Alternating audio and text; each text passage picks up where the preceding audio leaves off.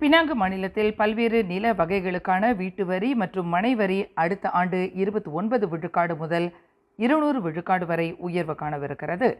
எனினும் இந்த வரி உயர்வை குறைக்க செலுத்தப்படும் வரியில் 2026ஆம் ஆண்டு 32.5 விழுக்காடு தள்ளுபடியும் 2027 மற்றும் 2028ஆம் ஆண்டுகளில் முறையே 20 விழுக்காடு தள்ளுபடியும் வழங்கப்படும் என்று முதலமைச்சர் சவுகான் யாவ் தெரிவித்துள்ளார்.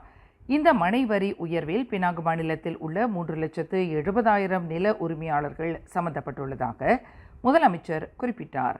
பினாங்கு மாநிலத்தில் நகரங்கள் மற்றும் புற நகரங்களில் எல்லை மறுசீரமைப்பு நடவடிக்கையின் விளைவாக வரி உயர்வு கண்டுள்ளது என்று சவுகான் யாவ் விளக்கினார்.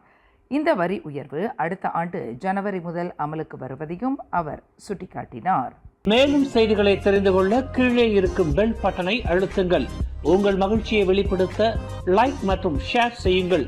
தொடர்ந்து திசைகளோடு இணைந்திருக்க சப்ஸ்கிரைப் செய்யுங்கள்.